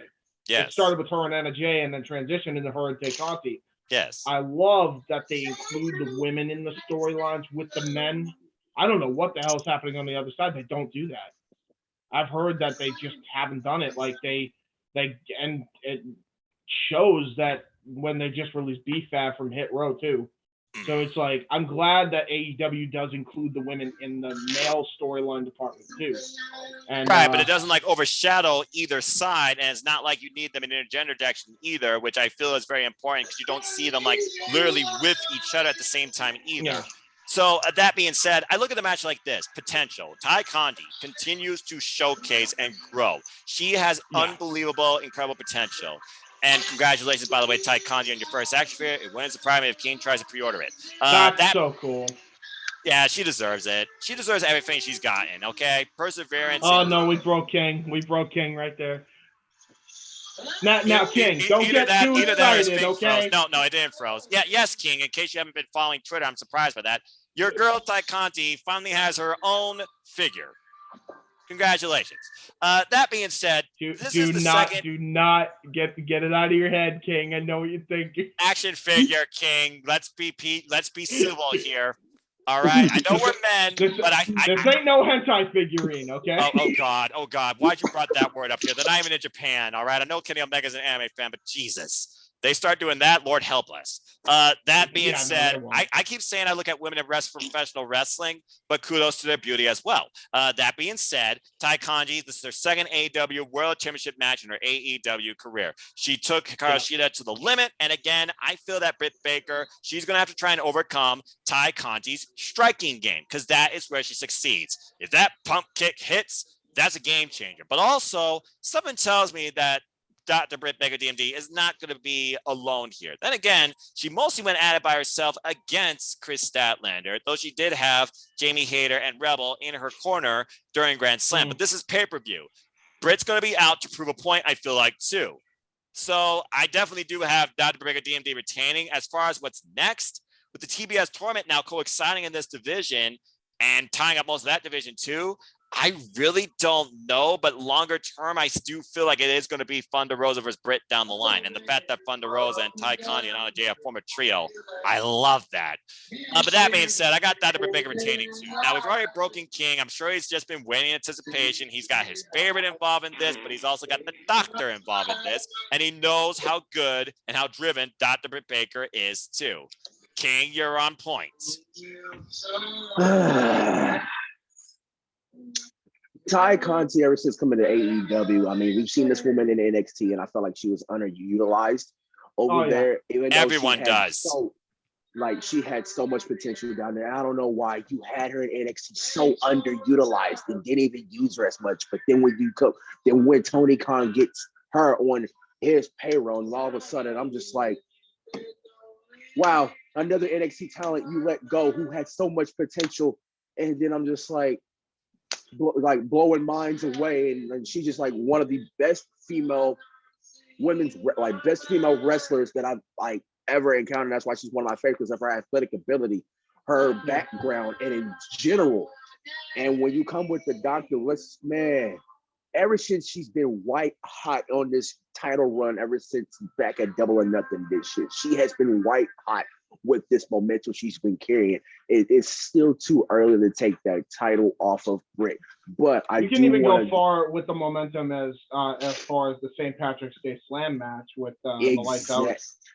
Exactly, and I do want to bring this up before we move on to what we want to talk about in the main event. Yes.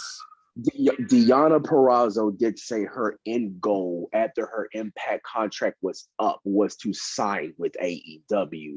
And with this Forbidden Door about to still happening right now with Impact and AEW, we haven't seen Deonna Purrazzo in quite some time.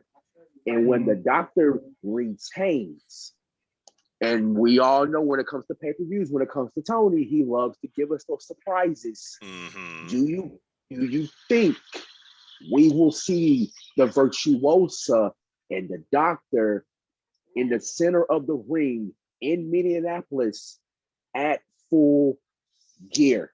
It's entirely possible. It's entirely possible. She has been MIA, like you said, since losing the Knockouts Championship to Mickie James in an incredible match at Bound for Glory. But she will be back on Impact Wrestling this coming Thursday in an interview. I must say that in my personal opinion, right, they talked about how the Impact partnership, quote unquote, ended, right? It's not. If that's the case, I mean, really, here's my thing. We didn't know where Don Callis was for weeks, and then he came 6 out weeks. as the 6 cameraman. weeks. I've been hiding in my basement. He came out as the cameraman, and he disguised himself, and there he was. He was right there in plain sight. I think the same could absolutely be happening in the case of Deonna Purrazzo showing up on AEW before her interview with Impact happened. I guarantee that's exactly what's happening. I definitely agree with that. And the seeds are right there.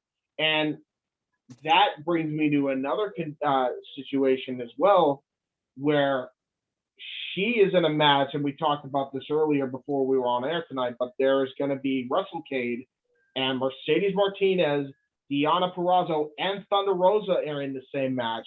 So Thunder could also factor into this situation as well some point down the line. Indeed. And you know that there's some unfinished business between Britt Baker and Thunder Rosa, and everybody wants to play that one-on-one match. There's a lot of moving parts in this female division. There's a ton, right? Yep. You know that Thunder Rosa is going to the final round of the TBS title tournament, which you ultimately, I think, we think is going to be a loss to Ruby Soho because she's going for that AEW World Title against possibilities are there. The placeholder feud between that time absolutely is Britt Baker and Deonna Purrazzo. That's the biggest women's match you could get right now, unless Ronda Rousey is somehow tied. That ain't happening right now. Boy, you crazy. Deonna for at least right now. But Deonna Purrazzo absolutely coming in. Now that said, Britt Baker absolutely has to retain. We know that. Right. But with Deonna Purrazzo, man, the possibilities are endless if she comes in, because that means that it's the knockout women from Impact are going to be involved in this division too. And God knows who else on the NWA side could still show up, even if they wanted to. So there's a lot of different things they could do here. There's a ton. And beauty of this shared wrestling universe. I think you've basically summed it up to a T. And again, Ty Conti, very strong in multiple disciplines, former jiu-jitsu type Olympian, has multiple belts in MMA and arts. I feel that Dr. Britt Baker, DMD, is going to have a lot to contend with, and it's going to be interesting how she tries to overcome the many disciplines that Ty Conti is definitely going to execute and bring forward in this title match, as she continues to always grow in her fierce striking capability and her incredible in-ring showcasing. We're in for a great women's clash for sure. King, by the way, you said Britt Baker's retaining, right? I don't know if you gave a prediction. Okay, yeah, cool. Yeah, we're all. I wanted to point out. But don't count out Ty, is all I'm saying. Right. Yeah. No one's counting out Ty. That said, we should also bring this up. Shout out to Tay Conti, Anna Jay, and Thunder Rosa on this week's Dynamite for coming out in the pink attire for breast cancer awareness. Yes. First off, very lovely on those ladies. Number two, great marketing strategy by Tony Khan to sell T-shirts for AEW. For breast cancer awareness, sponsors the campaign going on. Mm-hmm. And number three, phenomenal babyface move by all three. That was great. Good stuff. Bravo. Well put, James. Well put. Well, I love how you basically inputted the other piece towards really what started this whole Forbidden Door thing, this whole AEW World Championship saga that we're currently in now to begin with. But like I said, and I'm simply going to say this, since day one of AEW, there has been one ultimate long-term story in this company, and I simply call it the story of the uncrowned champion. As Heyman Adam Page has taken us on an emotional roller coaster in singles, in tags, in and out of the ring, in confidence, in doubt, in depression, in anger, in trying to prove something to himself or find self-confidence against the guy right now that owns the wrestling industry, and I dare someone to tell me otherwise. I don't care if you're a chief. I don't care if there's a new day of the week. I don't care if you call yourself a wrestling god. There's only one AEW World Champion, and his name is Kenny by God fucking Omega. That being said, yeah, I know I'm going to get trashed for that. Don't care. That being said, this is going to be an incredible match. Literally a company in the making. Some say over 1 year in the making. I say literally since the birth of AEW. This saga has to end. I have been on the edge of my seat for this thing multiple times. Part of me felt like it should have ended all out 2 years to the day that he lost, become the inaugural AEW champion to, of course, Le Champion, Chris Jericho. He then had his chance to try and get back into the title scene, but fell short with the aid of some friends that he wasn't sure if he really could be friends with, because he wasn't sure if he could really connect with anybody or if he should trust anybody else, not even himself. He's now find renewed resolve in himself, not only being a father, but finding confidence to believe that the fans back me up. I should back myself up. I do have friends that actually back me up, don't wish to put me off to the wayside.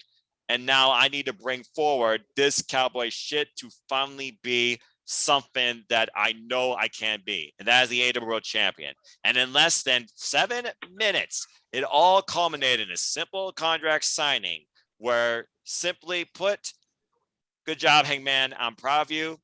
Define, according to Hangman, fear in Kenny Omega, who believes he saw a little bit of himself in the Hangman.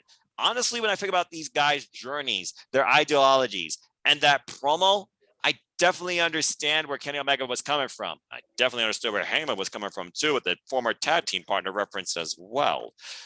That being said, I could talk about this match all night. Oh, and let's not forget honestly, about the we rest all of the could. build. Hold on. So I'm not going to say a prediction. I just want to get other people's thoughts on this story, how you interpret this, and what's your thoughts going into this match.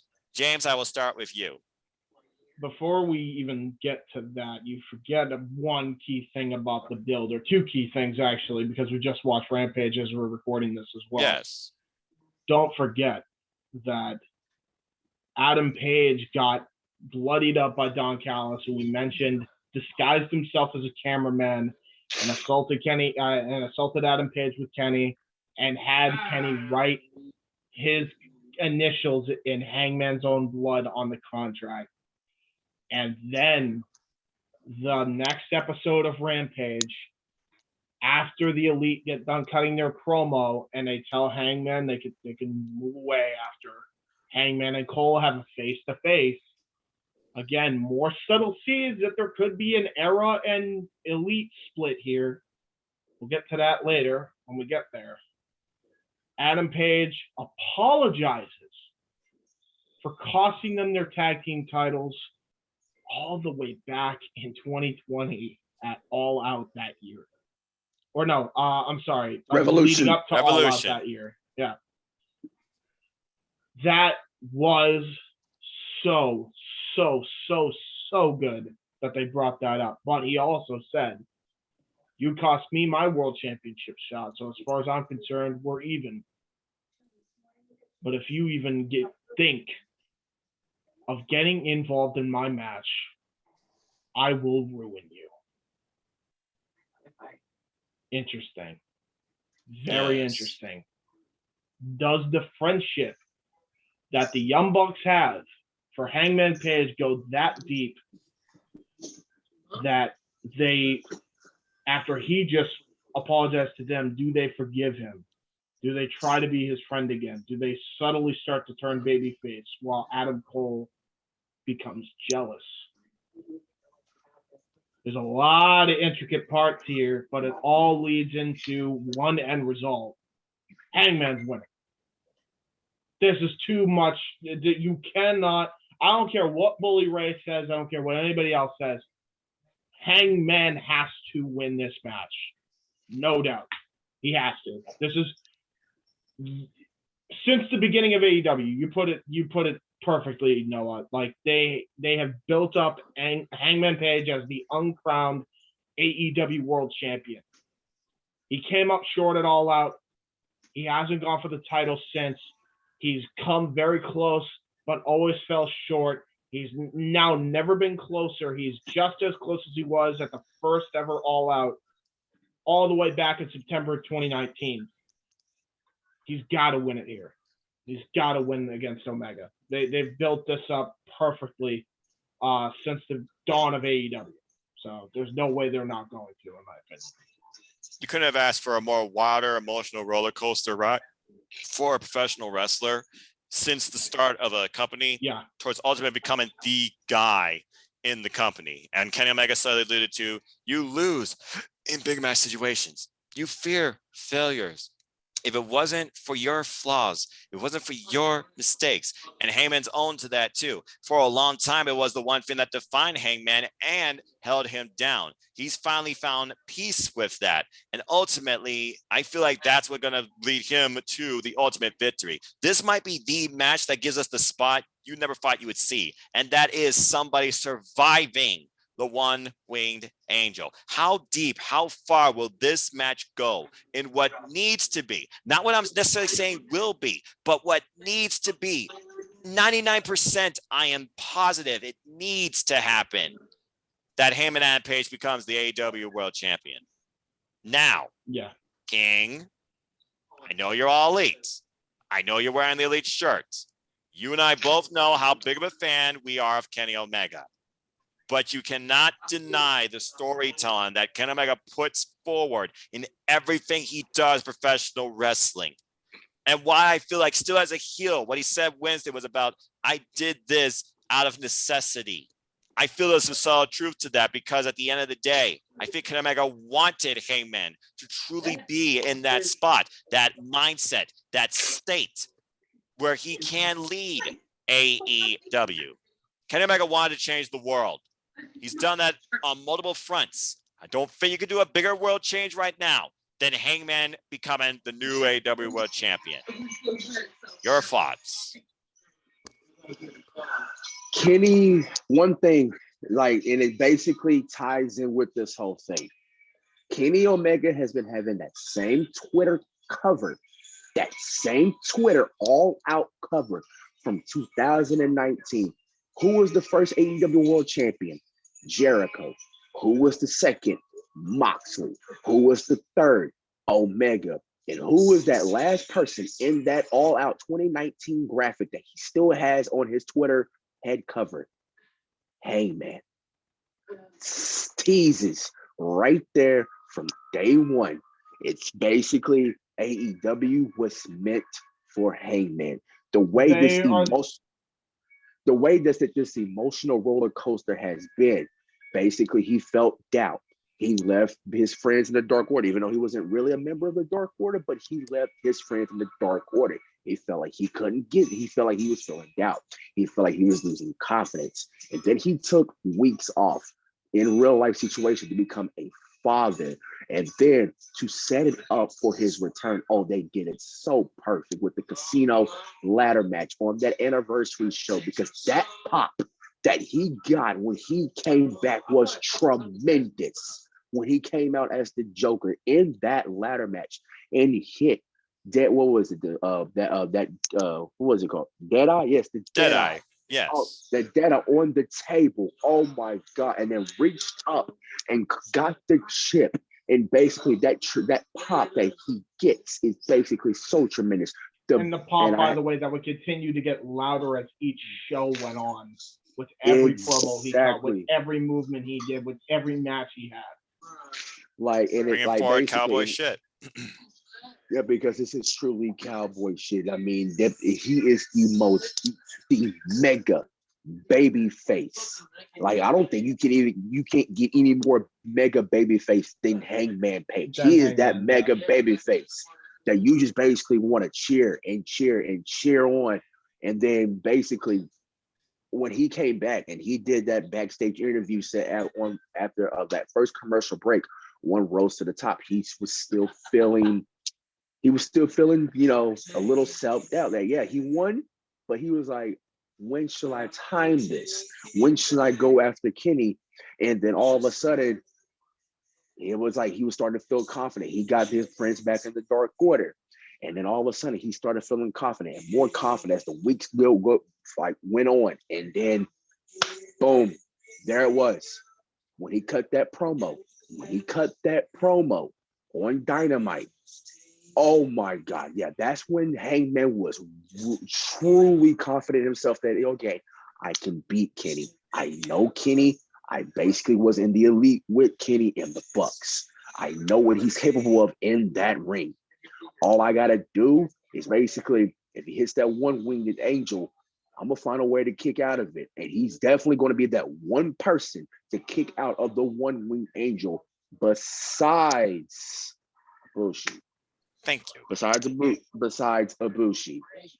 And basically, I'm a big Kenny fan.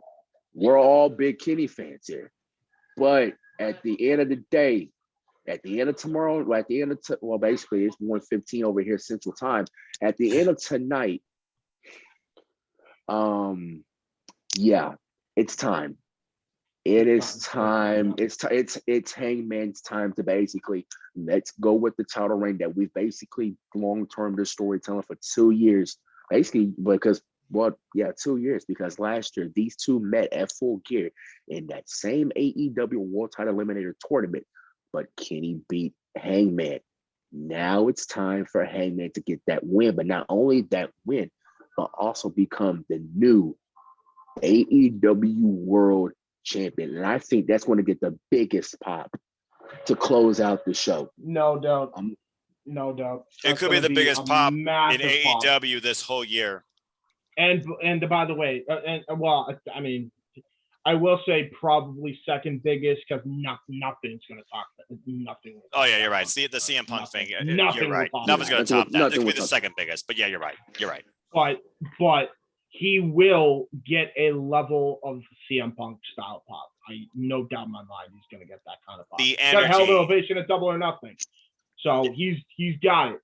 The energy we're going to feel from the audience on the edge of their seats, just wondering what's it going to take for Heyman to finally overcome the clearer. Can he do it? Does the audience fully believe in the Heyman? Are those that still doubt him in the audience? Will that affect the Heyman's psyche at all? And to think, Heyman on Page won this opportunity for the title in a casino-based type match as the Joker. Just like he did before. Yeah. And this is another thing too. Think about this too. The way everything's been lining up, we've been predicting. Some of us predicted Miro could win against Bryan, but even if Bryan wins, there's some contenders for Page being the champion now. Yes. You got Danielson, you got Miro, you got Moxley, you got Page, Page Cole, you got MJF towards the end of that, all of that. You could even have a match with Matt Jackson, who he's had the most turmoil with.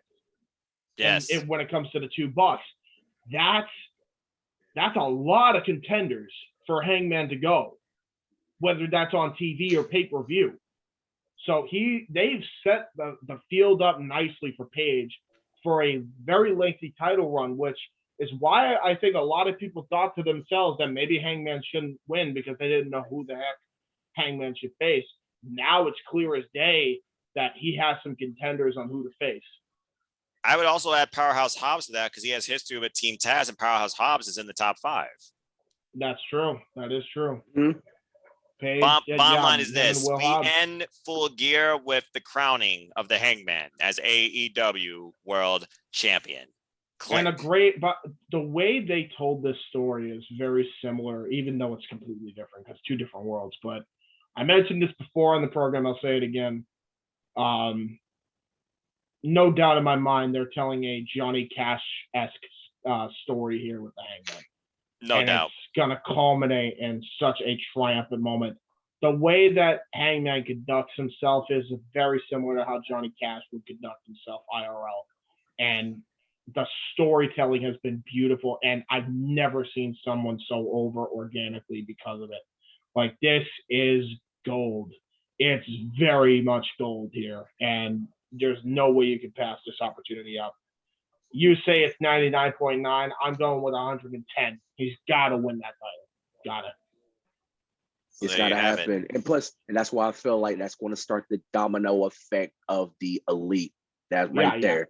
Going to start it, which is more long-term storytelling. There's so many story arcs being in place right now. It's unbelievable. It's going to be interesting how it also changes maybe the reflection of BTE, which of course I came up with 2, which, as you know, guys, definitely comes into play when it comes to the elite and the way their stories run on Dynamite. there's longer term stories planned for the Elite where I feel that they're going to be humbled, embarrassed, and from within betrayed. Just saying. And I'll let y'all's minds wander towards that because again, we could be here all night, but I think as we've mentioned, he probably won't be the only one betrayed. Cody will be too.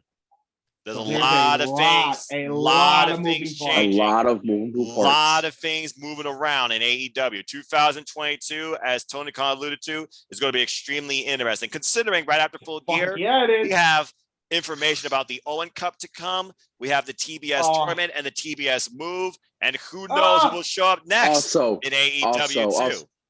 Also to touch on that, stay tuned for Dynamite because he did say something about the ROH talent as well. Yes, he did. Yeah, that's massive, and I already know because I think there was a tweet. There was some dirt sheet rumored that he signed the likes of EC3 and company. There's a lot of people coming from that ROH side, so I believe that the people's contracts that are up in December, they're showing up on Dynamite at some point during the holiday season. It wouldn't surprise me, Dynamite or and by the way. That's in addition to people that were released in WWE that had a 30-day non-compete. That's in relation to people that are going to let their contract expire like O'Reilly and Gargano. There's a lot in the free market.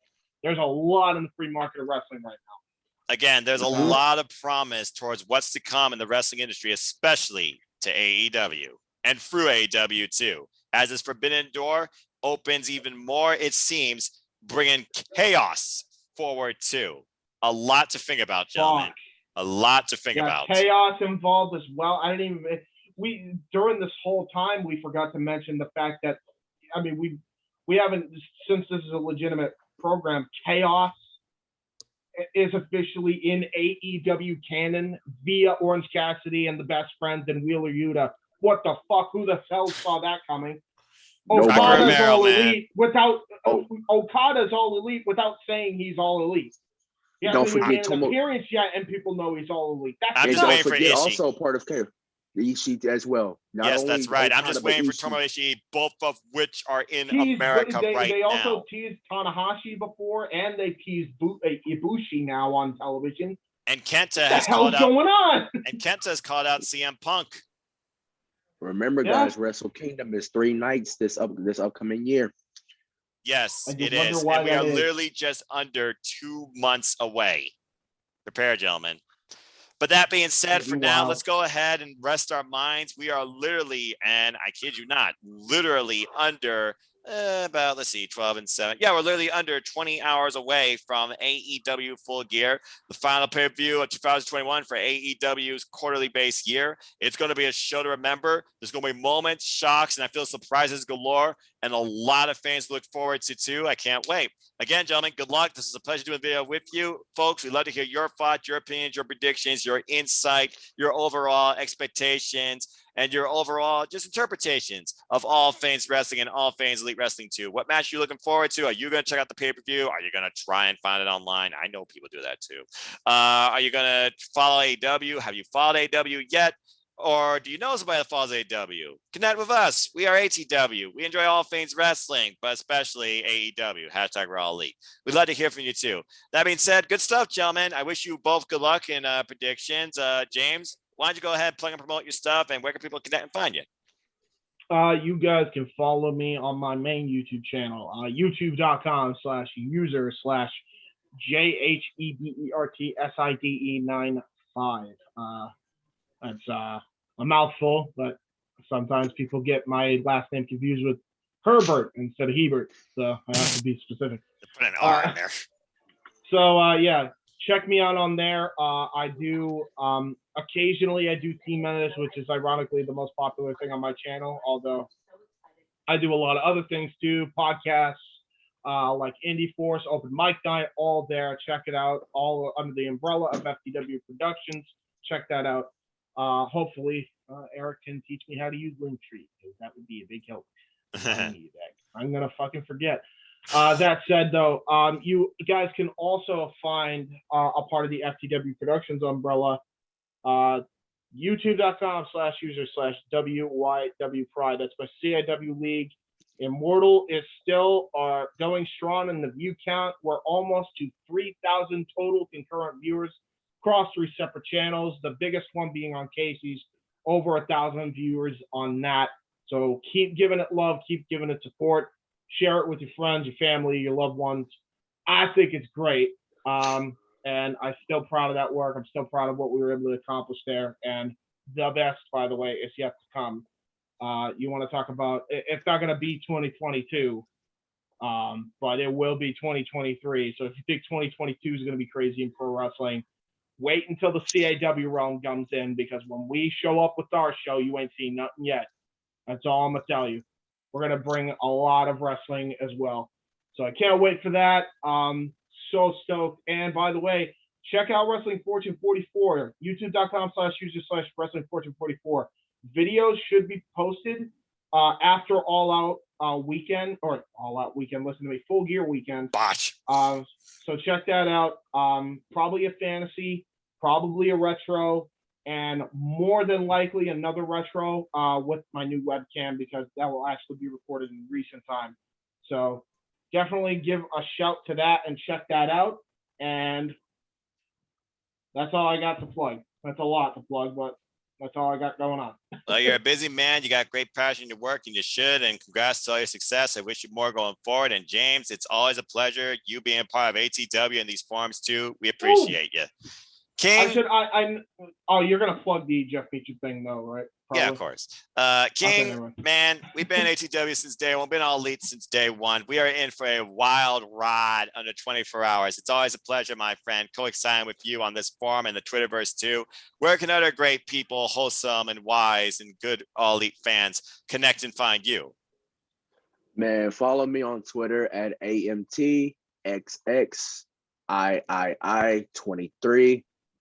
Follow me on Instagram, same name, but different. It's lowercase, AMTXXIII.23. You can follow me there on Twitter and on Instagram. If you want to connect with me on Twitter, usually I'll post, quote, requote tweets, post some funny stuff, and then post, if you want your all elite Dynamite, Rampage, Dark Elevation, Dark match cards, I'll post them there too. Get the full gear ready, man. You got a 10-card graphic to make. It's already been made, brother. It's already ready to post it as soon as I wake up in the morning. A good deal. I've already pinned mine. And folks, again, I'm just a simple man and a lifelong fan of wrestling.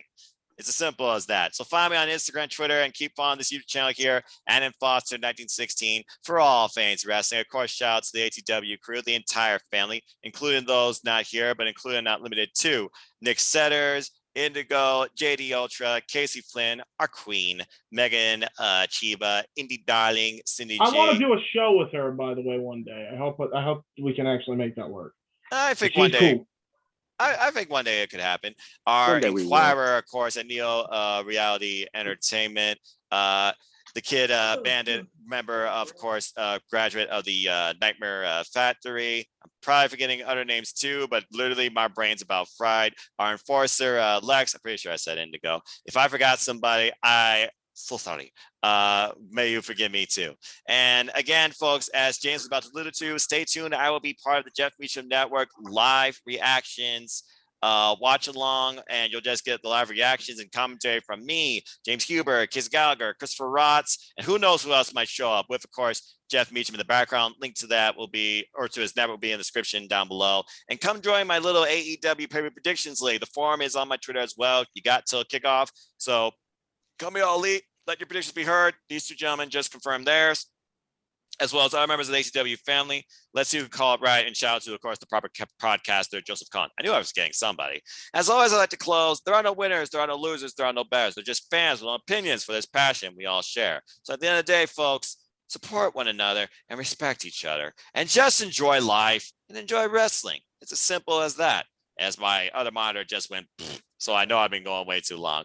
With that being said, thank you so much for tuning in. Please like, subscribe, comment, tell a friend. Hit the bell when the next video goes on this channel. Hit the subscribe button. Help me keep growing this channel. Shout out to all 200 and I've lost count now. I think 18 subscribers for with me on this fun YouTuber career journey. It's not about anytime soon. There will be content to cover NJPW Wrestle Kingdom. That'll probably be the first video go up in 2022.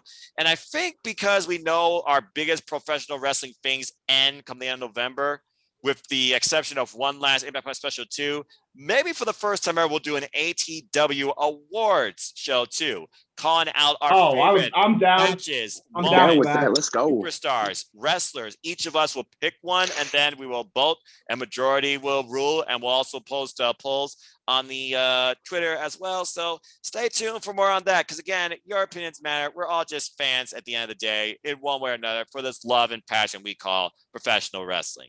That being said, I think By the way, you're at 219 subscribers.